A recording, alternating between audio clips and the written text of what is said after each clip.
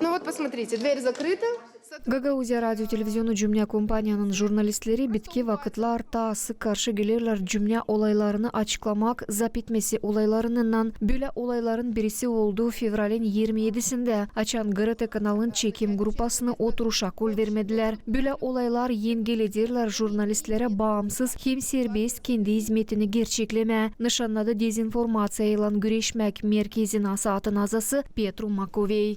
Я еще раз хочу подтвердить то, что согласно закону о доступе к публично значимой информации, заседания, которые проходят с участием... Tabir sıra isterim açıklama hani cümleye dini yönemli informasiyanın açıklığı kanununa göre oturuşlar anglarında paylarlar millet hem regional kuvvet temsilcileri lazım açık olsunlar hepsi medya kurumlarına dini. Yer ama jurnalistleri böyle olaylara kol vermeyerseydiler bu iş kanuna karşı gider. Yer bu kanun bakılmarsa yeni ilkin bu olayı bildirme lazım. İkinci, ben teklif ederim size polis uzmanlarına danışma. Ben pek sevineceğim yer böyle danışmaklar olaydılar her zaman açan kanun bakılmır. Повторюсь, я рекомендую вам обращаться даже в полицию, потому что это является нарушением закона. Я был бы очень рад, если бы такого рода заявления были каждый раз, когда это происходит. Гагаузия Halk Topluş'un başı Dmitri Konstantinov nişanladı hani demokratik cümlesinde medya kurumları cümleye dini önemli informasyayı serbest açıklasınlar lazım. Biz buna bakarız dil doğru. Biz onları bıramayacağız bir tarafta. Bizim GRT'yi de biz onu yokunca bir tarafta bırakma. Çünkü biz görüyoruz hani onlarda yok. Bir de laf hani olsun karşı. Onlar hem göstersinler bizde. Nerede dil doğruluk olur? Nerede yanlışlık olur? Böyle biz istemiyoruz bunu anlama. İstiyoruz açıklama hepsini. Bilmeye doğrudan ne olur? Гагаузия Halk Topluşu yuridik soruşları insanların haklarını hem informasiya politikası komisyasının başı Alexander Dülger nişanladı. Hani jurnalistlere serbest işlemenin zap etmesi birkaç kanuna karşı koyar. Göreyim burada bir parça baskı, sıkmak jurnalistlerin haklarını.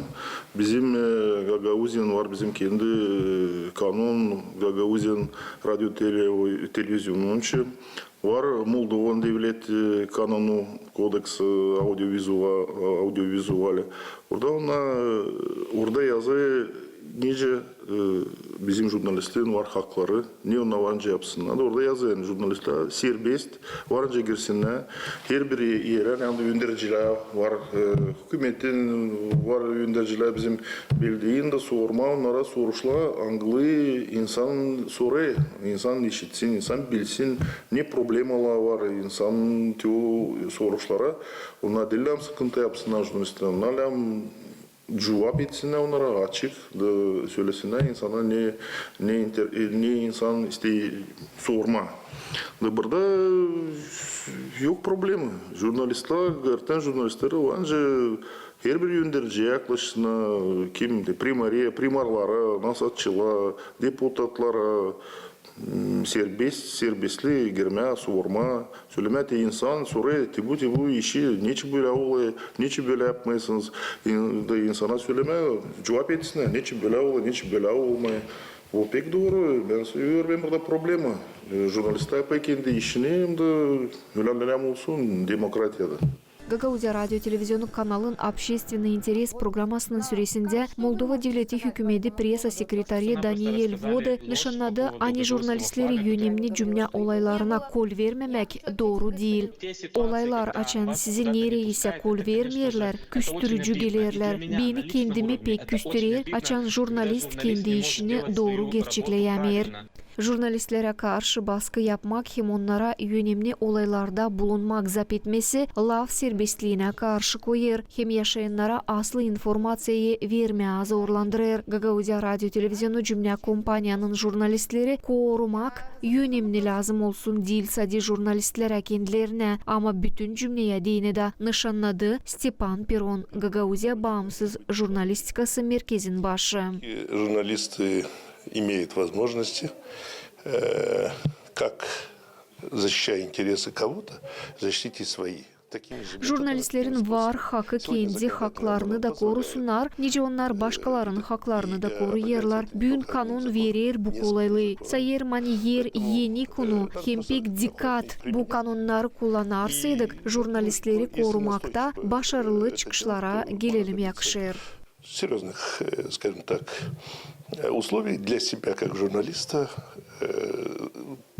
для защиты интересов журналистов.